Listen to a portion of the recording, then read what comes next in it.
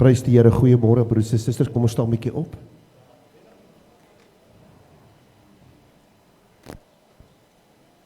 Kom ons draai 'n bietjie om en sê vir iemand, welkom in die huis van die Here. Jy moet na iemand toe loop. Louise, Joe. Prys die Here. Halleluja. Wie se eerste keer sit vanmôre in die kerk, steek gou die hande op. Wie se eerste keer? Prys die Here, baie welkom maar agter. Kom ons heet almal wat nuut is vanmôre, welkom vanmôre in die huis van die Here met hande klap. Prys die Here, baie welkom. Prys die Here. Ons is hier om die naam van die Here groot te maak vanmôre. Ons is hier om te eer, te loof, te prys en te aanbid. En ons het 'n vol program vanmôre. Ons gaan woord hê, ons gaan doopdiens hê. Ons gaan nagmaal hê en ons gaan lekker saam sing tot eer van die Here. Amen. Sien u uit vanmôre. En alles tot eer van die Here, alles om sy naam groot te maak. Alles in die naam van ons Here Jesus Christus. Amen. Prys die Here. Geliefdes in die Here, ons gaan so staan vanmôre en dan sluit ons oë en dan open ons met gebed. En ek gaan vanmôre ou lidmaat van die kerk, maar ook 'n gas vanmôre, vir broer Giel Roos vra om vir ons hierdie diens oop te maak met 'n dankgebed. En ons gaan saam bid vanmôre tot eer van die Here. Giel, Annetjie, dis 'n voorreg om julle in die kerk te hê vanmôre. Prys die Here. Goeiemôre. Here, ons wil net vir u baie dankie sê dat ons vandag weer saam kan kom. Here, laat ons u naam kan loof en kan prys, Here. Here, so wil ek u vra, seën hierdie gemeente, seën die pastoor en seën almal wat betrokke is hier by Here. Ons loof u in u heilige naam. Amen. Amen. U kan die sitplekke neem. Ons gaan begin vanmôre met die woord. En ons is besig die afgelope tyd met fundamentele groei. Nou, in hierdie tyd het ons al behandel, leef uit genade en nie uit prestasie nie. En nommer 2 het ons gepreek, so 2 weke terug, wie is ek in Christus Jesus? Laas Sondagoggend het ons gepraat oor geloof groei deur gehoorsaamheid. En vanoggend gaan ons praat oor die krag van toegewyde gebed. En vanaand, as dit die wil van die Here is, gaan ons praat oor die woord van God, jou daaglikse brood. Maar ons noem dit net jou daaglikse brood. So geliefdes in die Here, soos ons vanmôre hier by mekaar en die krag van toegewyde gebedslewe. En ek wil sê dat ons gaan in hierdie jaar fokus aangaande groei. En ek gaan die hele proses van groei met u behandel en bespreek. En daarom begin ons by die fondament. Ons kan nie by die top begin en na die fondament toe werk nie. Ons moet die fondament lê en mag die Here gee dat die gemeente saam met my hierdie fondament lê, sodat wanneer die groei moet plaasvind, dit 'n werklikheid is vir elkeen van ons. Ons kerngedagte vanmôre is Jakobus 5 vers 16. In die bord gaan dit verskyn. Jakobus 5 verse 16 tot eer van die Here. Bely mekaar julle misdade, bid vir mekaar, sodat julle gesond kan word. Kyk wat sê die laaste deel. Die vurige gebed van 'n regverdige het groot krag. Nou in my oë is almal wat hier is regverdig is. En dis hoe die Here 'n regverdige sien. En dit is hoe die Here na 'n regverdige se gebede kyk. Dat dit groot krag dra. Maar as jy net 'n bietjie vorentoe kyk, dan sê die Here, daar's eers 'n proses wat moet plaasvind. Bely mekaar julle misdade. Bid vir mekaar, sodat julle gesond kan word. Geliefdes, Gebed is een van die mees geestelike dissiplines wat daar bestaan. En jy gaan miskien met ander oë hierna kyk wanneer jy uitstap. Maar in dieselfde asem wil ek sê, gebed is ook een van die mees verwaarloosde dinge in ons lewe. Dit word verwaarloos. Baie gelowiges glo in gebed. Hulle praat baie oor gebed. Het baie sienswyse oor gebed. Maar hulle volhard nie in die gebed nie. Of ons op die berg is, moet ons bid. As ons onder in die vallei is, moet ons bid. Ons kan nie net bid wanneer dit moeilik gaan nie. Nee. Dit moet vir ons as mens 'n lewenstyl word. Soos wat jy elke dag kind van God leef, so moet jy ook so in gebed leef. Jesus self, die Seun van God, het hom nie gedistansieer van gebed nie, maar hy het self ook toegetree in die gebed, en hy het 'n toegewyde gebedslewe gehad, wat ook in die woord van die Here vir jou en my beskrywe word.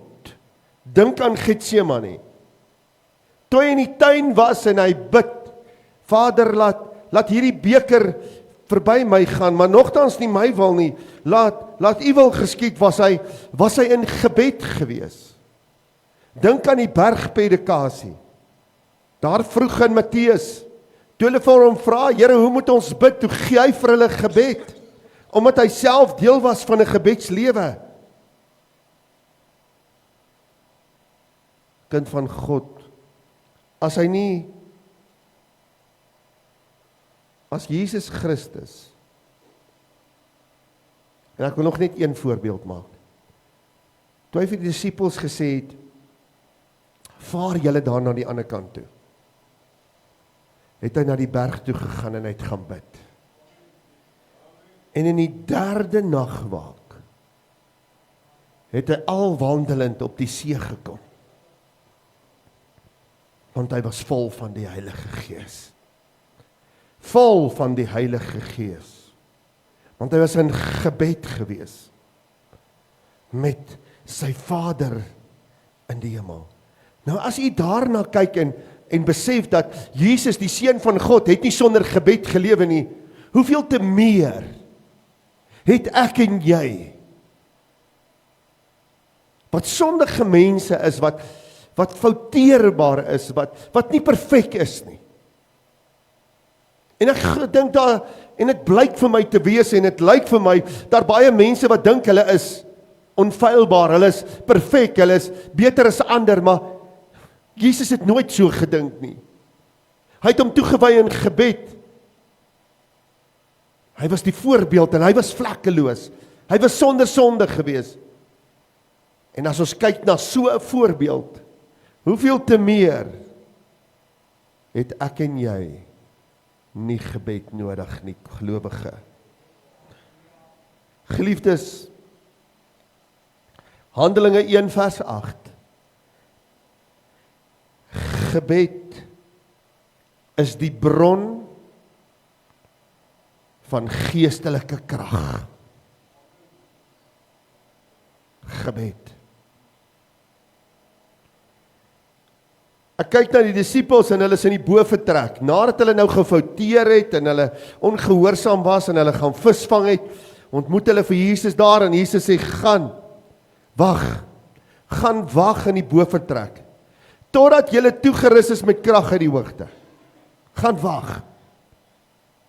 En nou sien ek hierdie disippels,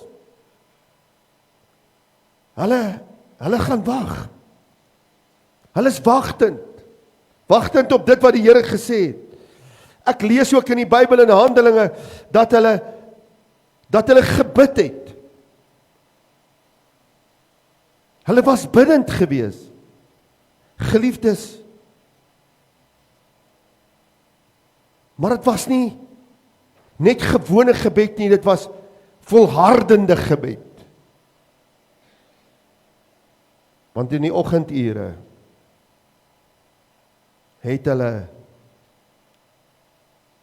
die Gees oor hulle gekom. En kyk wat sê die skrif. Maar julle sal krag ontvang wanneer die Heilige Gees oor julle kom. En julle sal my getuie wees in Jerusalem, sowel as in die hele Judea en Samaria tot die uiterste van die aarde. Julle sal krag ontvang. Hierdie gebed is die bron van krag wat hulle ontvang. Handelinge 2. Ek kyk na die disippels, dan sien ek nie dat hulle strategiese beplanning gevolg het in hierdie gebed nie. Moet mooi hoor vanmôre.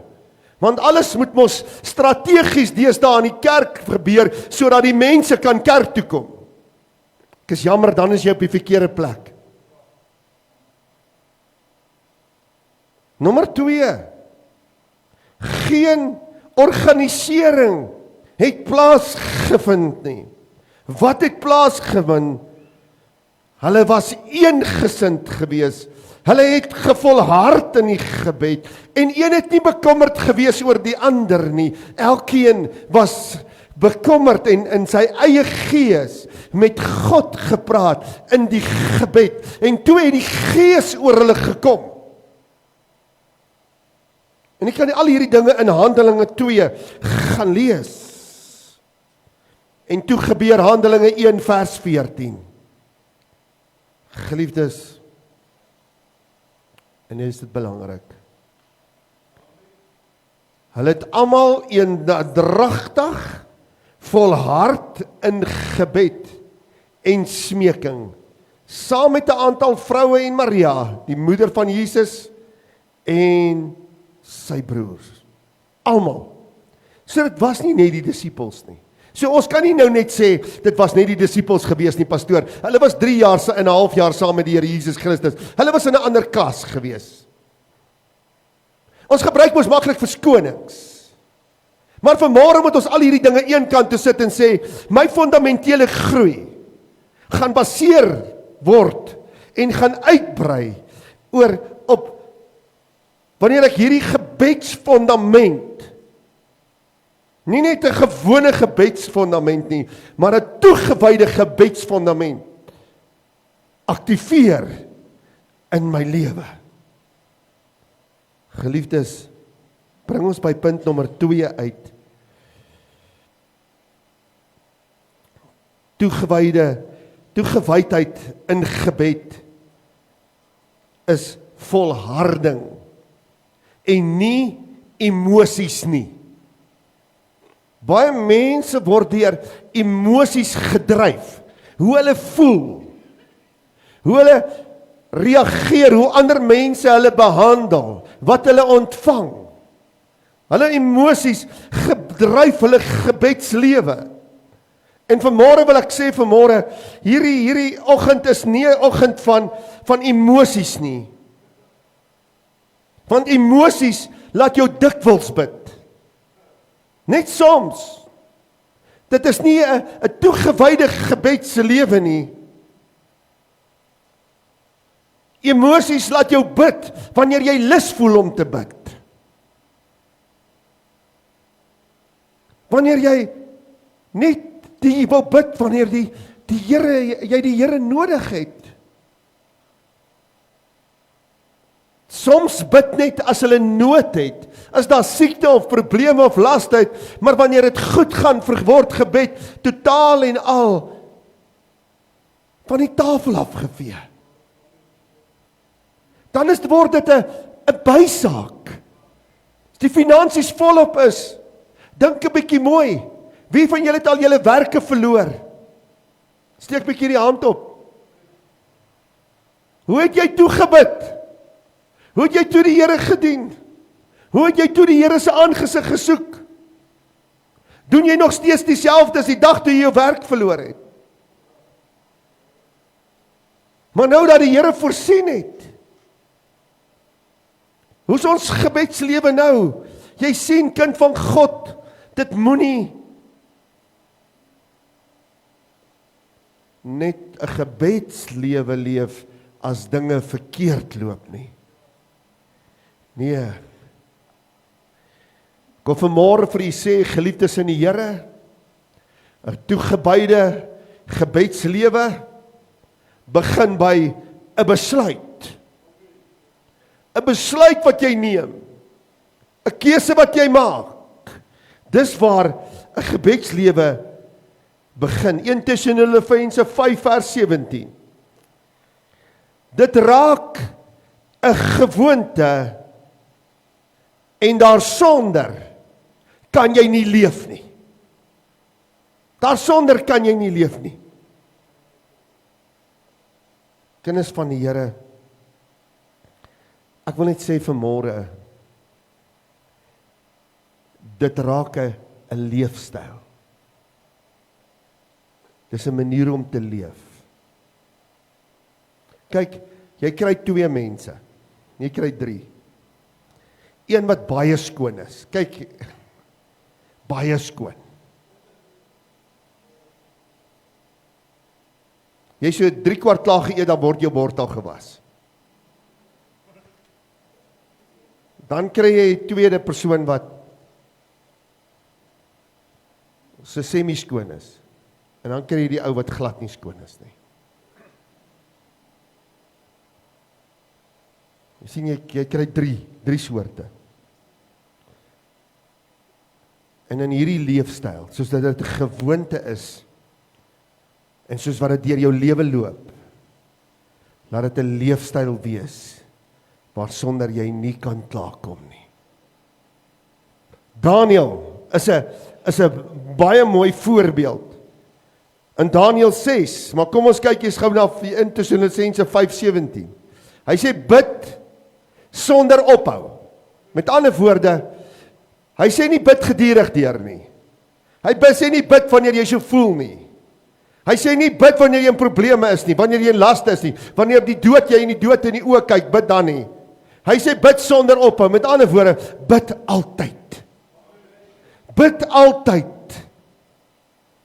En ek kyk na Daniel, dan sien ek, Daniel bid 3 keer op 'n dag.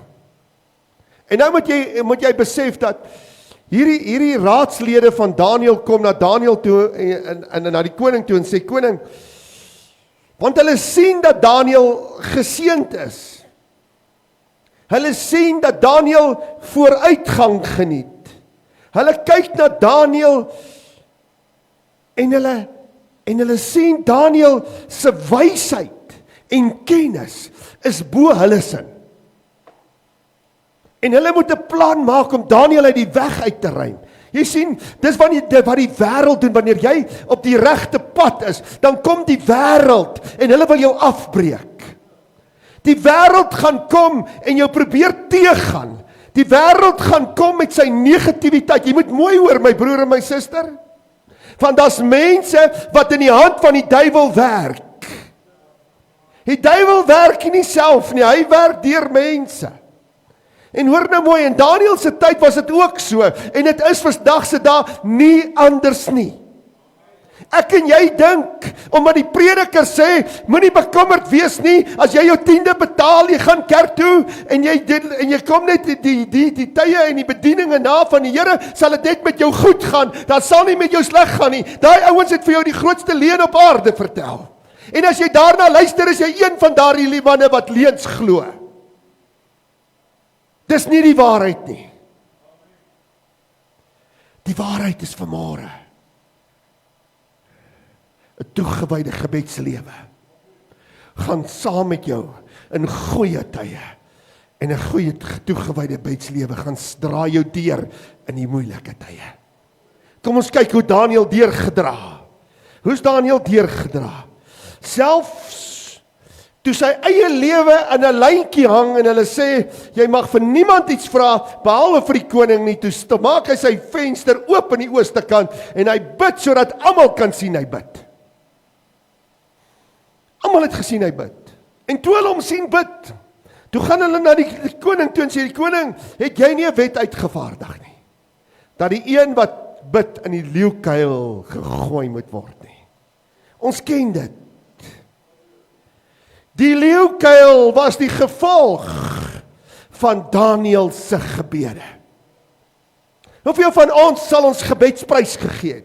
Hoeveel van ons sal 'n verskoning gehad het te sê, maar daai leeu se bekke is nie toegesluit nie? As ek hulle my daar ingooi, gaan hulle vir my opvreet. So ek gaan nie my gebedslewe los. Ons los ons gebedslewe om by mense, omstandighede en kerke en kerkreëls aan te pas. Kind van God, jy moet nie by kerk en kerkreëls en predikerreëls aanpas en prediking aanpas nie, jy moet by God begin aanpas. Jy moet by die woord van God aanpas. Jy moet aanpas by wat gebeure. En die Bybel is geskrywe, nie net om ons te slaan nie. Die Bybel is geskrywe om ons te rig. Die Bybel is geskryf om ons te leer. Die Bybel is geskryf om ons te onderrig. En ek en jy moet hierdie onderrigting nie verbykyk nie. En ons moet kyk wat nou met Daniël gebeur. En ek kyk nou eerstens in Daniël, dan sien ek, daar was ongewenste mense wat jaloers was op Daniël. So wat sê ek vir jou? Wanneer jy toetree in hierdie gebedslewe en God begin jou seën en God begin vir jou voorsiening maak, maar dit sal ek nou maar net vir jou sê vanmôre, dit gaan nie net goed gaan nie. Maar ook in jou moeilike tye gaan mense nie verstaan nie, want God gaan jou daardeur dra. En nou kyk ons vir Daniël, ek sien, hulle gooi te vir Daniël in die put, saam met hierdie leeu's. En hierdie leeukuil is gevolge van sy gebedslewe. Maar wonderlike nuus, ek lees van die Here, wat Daniël in die kuil gebring het, sal jou ook deur die kuil dra. En het dit vir Daniël deurgedra. Koning Darius het die oggend rol uit die klip weg en hy sê, Daniël, kon jou God jou uit die leeu se bek red. Halleluja. Halleluja. Kinders van God, waardeur gaan jy op die oomblik? Wat se uitdagings het jy in jou lewe? Wat se probleme het jy in jou lewe? Hoor van my vanmôre, is jou toegewyde gebedslewe in plek, sodat daardie toegewyde lewe jou ook deur daardie uitdagings waardeur jy gaan kan deurdra tot 'n suksesvolle lewe aan die ander kant, tot voorspoed aan die ander kant, tot genesing aan die ander kant, tot kinders van God, waar daar duister en donker vanmôre is, gaan jou gebedslewe jou deurdra tot by die lig, kinders van God. Waar die toe deure is vanmôre, gaan die gebedslewe jou deurdra na die geopende deure toe. En ek wil vanmôre vir jou sê, en as 'n deur toe gegaan het, moenie bekommerd wees nie, God gaan 'n beter een oopmaak. Kinders van God, dra dit jou deur. En nou wil ek iets besonders aanraak vanmôre. Iets besonders. Jou toegewyde gebedslewe wil nie ander verander nie. Jou toegewyde gebedslewe wil jou verander. Dit wil jou verander, dit wil jou verbeter. Hoekom het Daniël gebid? Die woord sê, Daniël het God net geloof en prys in sy gebede. En hy het vir die land en die volk gebid. En dit was 'n land en 'n volk wat afgode diens verrig het. Hulle het afgode aanbid. En Daniël het net gebid vir hulle. Hy het hulle nie negatief behandel nie, hy het hulle nie bestraf nie. Dis nie wat die woord sê nie. Daarom sê hy, Daniël het gebid, sodat die bidder kan verander. Die bidder. Kind van God, ons mense wil hê, en dis hoekom ons bid, baie mense bid net hiervoor, want hulle wil hê, dat omstandighede moet verander. Hulle wil hê omstandighede moet verander. As hulle stout kinders het, dissiplineer hulle nie, en hulle bid dat hulle gehoorsaam moet wees. Hy gaan nie gehoorsaam word nie, jy moet hom voeter. Pastoor, ken jy die reëls van die land? Vergeet die reëls van die land, my God het gesê, as jy hom nie die roede spaar, bewerkstellig jy sy ondergang. En as my God so gesê het, dan staan ek by daardie woord, ongeag wat gaan gebeur in hierdie land van ons. En ek sê vir jou, moenie bekommerd wees nie, alles word op sosiale media uitgesaai en op YouTube, so ek is nie bekommerd nie. Daarom, kind van God, ons wil hê omstandighede verander. Ons wil bid dat ander mense moet verander. Ons wil bid dat situasies reggemaak moet word.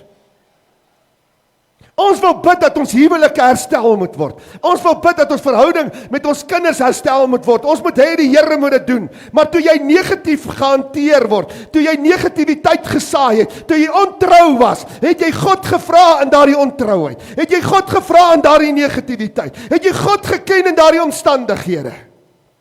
Het jy?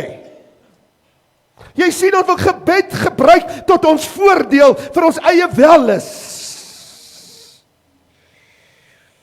En nou wil ek vanmôre vir jou sê, kind van God, ons wil hê God moet die dinge regmaak, terwyl dit in ons vermoë is en is ons verantwoordelikheid. Hy sê, leef in vrede met alle mense. Hy sê, wanneer jy seën, begin by die huisgenote van God. Al hierdie dinge moet ons in ag neem. As ek verkeerd gemaak het, het die Here gesê, moet ek gaan regmaak. Ek moet nie verwag dat die Here dit moet kom regmaak wat ek verbrou het nie.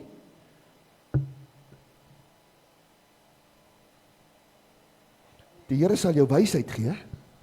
Dit staan in 1 Korinte 12, vir die wat skryf. Die Here gaan jou wysheid gee, die Here gaan jou kennis gee, die Here gaan vir jou geloof gee, die Here gaan jou seën met bonatuurlike kragte. Dit het hy geskrywe. Jy sien, die kerk het al die situasie so gedraai.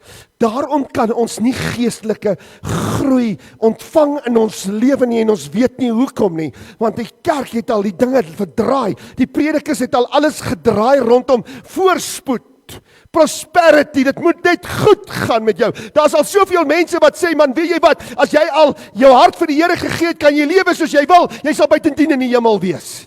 So ver gaan die prediker, daar die bote aan sy makkers.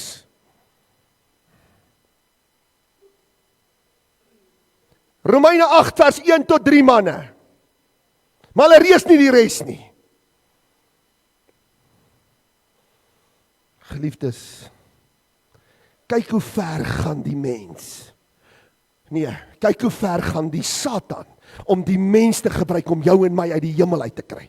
Dis waar ek by uitkom. Ek wil uitkom by daardie deel wat die Satan werk om jou uit die hemel uit te kry. Want hoekom, as jy uit die hemel uit is, waar is jy? In sy plek, in die hel. En hy weet, hy is sy einde, is die poel van vuur, kind van God. Hy weet, hy is die grootste leenaar onder die son. En waarmee gaan hy ons om die bos lei? Hy gaan predikers gebruik om jou te mislei, om laat lyk soos die waarheid. En die Christus het ons gewaarsku teen.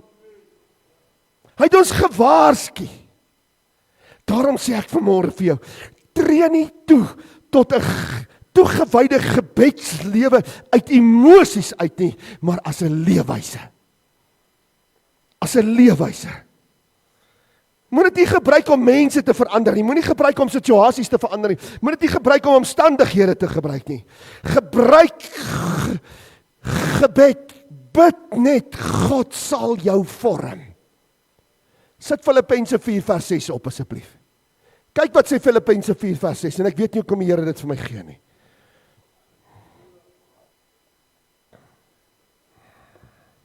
Wees oor niks besorg nie, maar laat julle begeerte en alles deur gebed en smekinge met danksegging bekend word by God. Hoekom? Want God wil met jou werk. Laat hierdie dinge gebeur, laat jou begeertes bekend word. Nie net om dit aan jou te voorsien nie, maar God wil aan jou en my werk, sodat ons begeertes, om ons in plek te bring vir daardie begeertes, om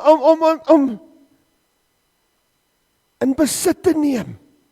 Hoe wil jy iets in besit neem waarvoor jy nie gereed is nie? Hoe wil jy iets in besit neem as jy nie geestelik voorberei is daarvoor nie?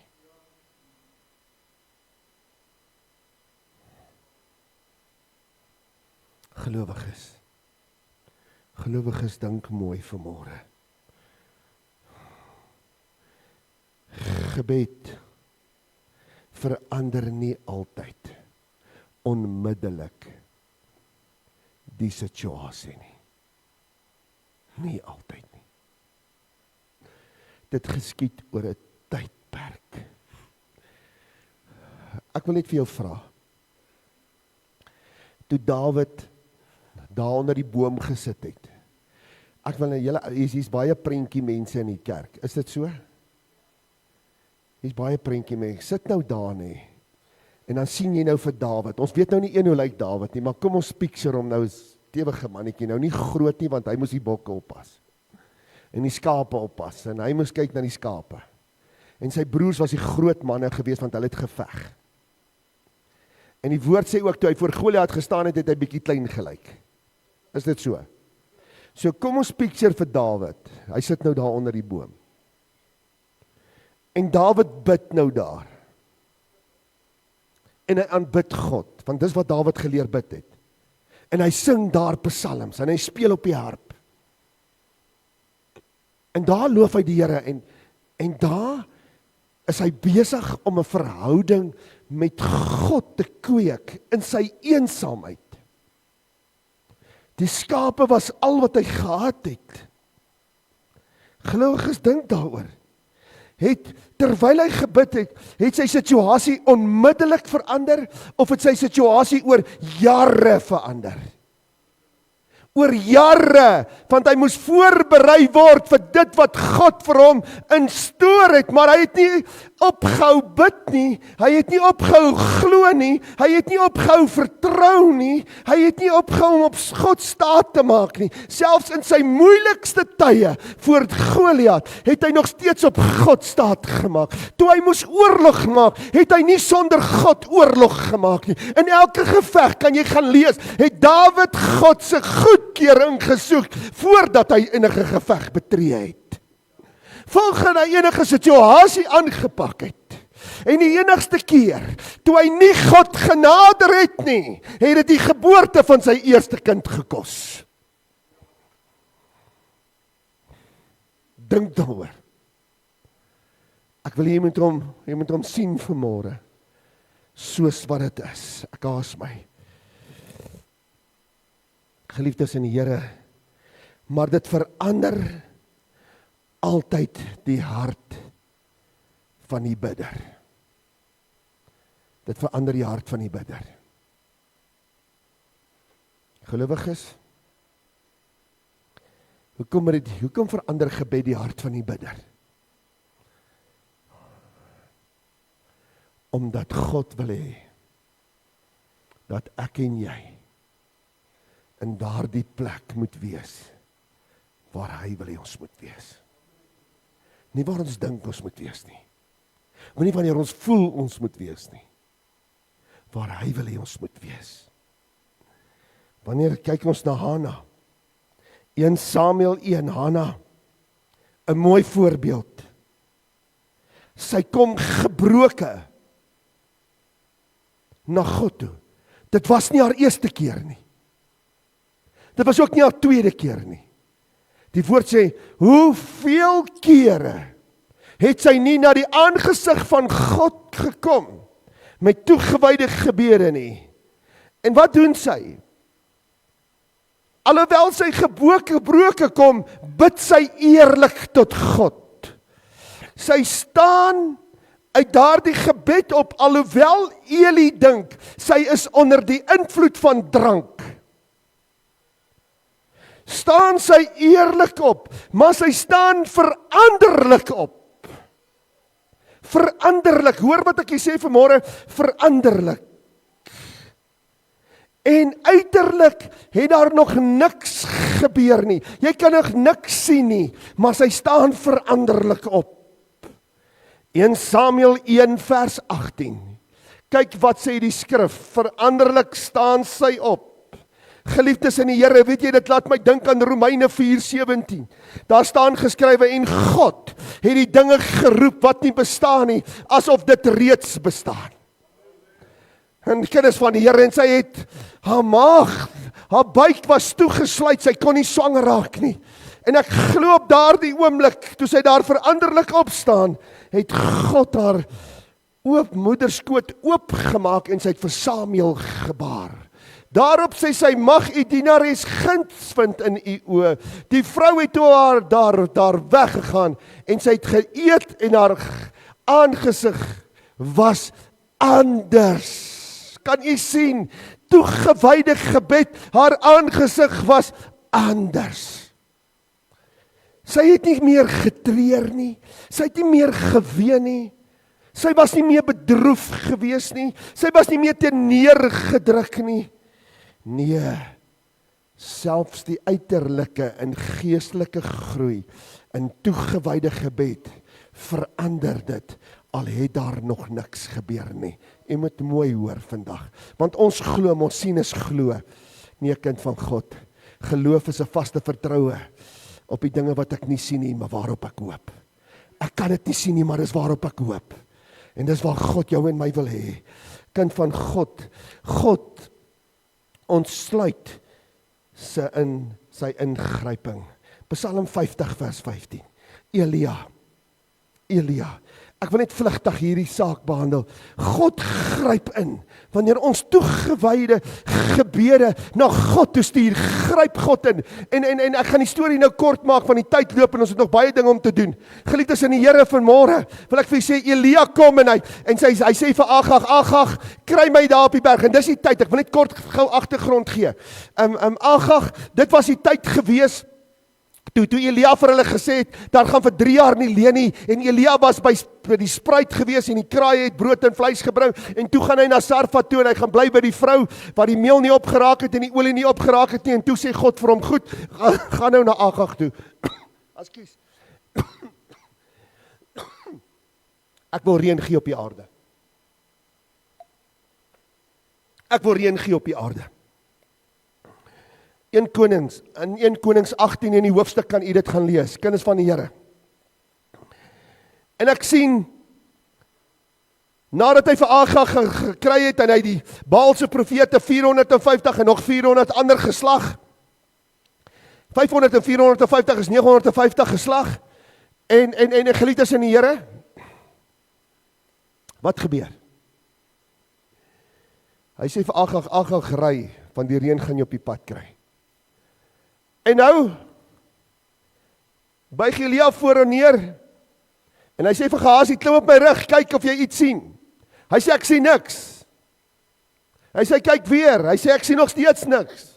En wat gebeur in hierdie tydperk? Elia bid 7 keer, hoor mooi, Elia bid 7 keer. En toe sê hy weer vir Gehasie, klim op my rug, wat sien jy?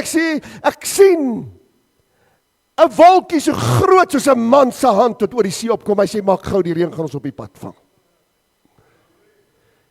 Kind van God, 7 keer bid hy 'n toegewyde gebed. Die wolke kom eers klein, maar dit bring groot reën. Dit bring groot reën. Geliefdes in die Here,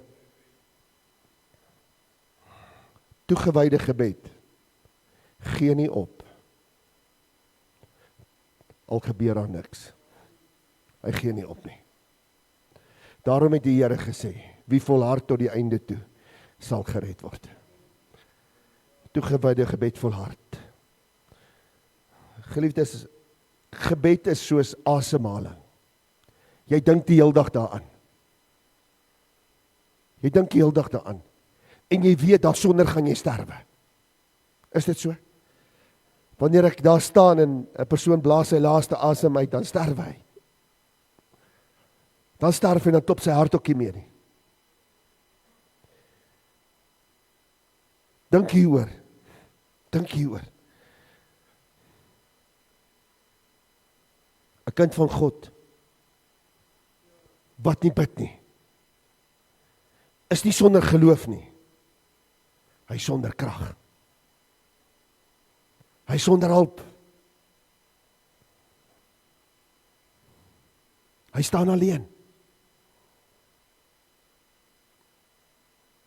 Staan ek en jy nie soms alleen nie. Ons staan so alleen, ons voel dit. En dan verwag ons die kerk moet by ons staan. Wat gehelp het iemand staan by my wat vir my niks kan doen nie?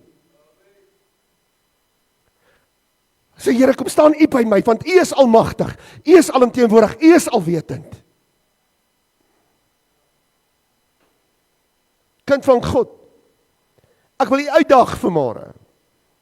Voordat ek klaar maak, wil ek jou uitdaag. En ek wil bid vanmôre, vra dat die Gees jou totaal sal lei. Nie die vlees of jou emosies nie, maar die Gees. En nou, bid net vir 7 dae. Selfde plek, selfde tyd.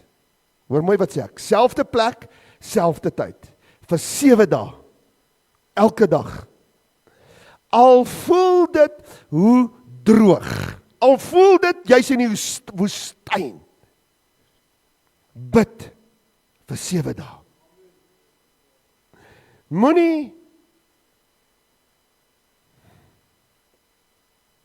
Moenie wag vir jou emosies nie. Gehoorsaamheid bring die verdieping. Gehoorsaamheid. Ek daag jou uit vir 7 dae. Vir 7 dae. Selfde plek, selfde tyd. Geliefdes, ek sluit af vanmôre en ek stuur jou huis toe met gebed. Toegewyde gebed is 'n verhouding met die Here. Toewydingsgebed gee vir jou krag. Volharding in jou toegewyde gebed bring deurbrake. 'n Toegewyde gebed aan die Here, selfde plek, selfde tyd, bring innerlike verandering. Nie uiterlik nie. Want hoekom so prediker, en ek voel ek moet dit sê, wanneer jy innerlik hierdie toegewyde gebed aan God wy, kom die Gees van die Here en hy oortuig jou waar staan jy met die Here en wat bring skeiding tussen jou en die Here wat jy uit die weg uit moet ruim.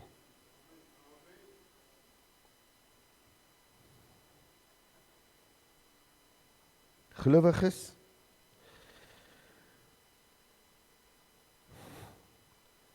jou gebedslewe is vir jou 'n bysaak of is jou fondament? Jy maak die keuse. Ek kan nie vanmôre vir jou die keuse maak nie. Jy maak die keuse. En ek wil sê vanmôre, die Here waarsku ons teen herhaling van 'n klomp woorde. Dit gaan nie oor hoe lank jy bid nie. Dit gaan oor wanneer jy deur die Gees van God gelei word. Om getroue gebedslewe toegewyd aan die Here onse God. Mag elkeen vandag hierdie toegewyde gebedslewe beoefen vir 7 dae. En ek sal graag wil vra dat hier getuienisse kom en kom vir my vertel, wat het jy beleef toe jy hierdie 7 dae van toegewyde gebed aan die Here gewy het. Mag die Here jou seën, kom ons bid saam. Vir u wat wil en sê, Here, gee my net krag, help my, kom staan saam met my op jou voete. Ek kan nie alleen staan nie, Here.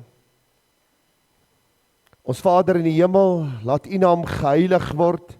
Laat U koninkryk kom, laat U wil geskied in die hemel so ook op hierdie aarde. Vanmôre kom ek met groot dankbaarheid net na U toe, Here, en ek loof en ek prys U, ek eer, ek aanbid U in die grootheid van U woord met dankbaarheid, Here, dat U ons God is en dat daar geen ander God kan vergelyk met U nie, Here.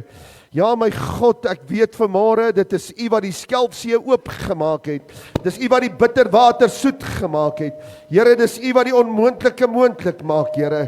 En my God, dit is U wil wat altyd net geskied. Ek wil bid vanmôre in hierdie grondgebied waarin U ons seën, Here, dat U, my God, elkeen ryklik sal seën in hulle toegewyde gebede, Here, in hulle vermoëns en gelei word deur die Heilige Gees.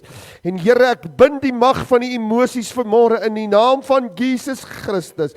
En ja, Here, daar's baie wat voel, wat sê, hulle emosies is vir hulle belangrik en niemand mag vir ander een sê hoe hy voel nie, maar ek weet dat ek weet, Here, dat die emosies die ondergang van die mens is. Maar die Gees is die opbouing, dis die ewige lewe, die Gees se leiding, Here, is triomfeerlik bo die vlees, Here. En ek dank U, my God, dat U nou elkeen seën in Jesus naam. Amen en amen.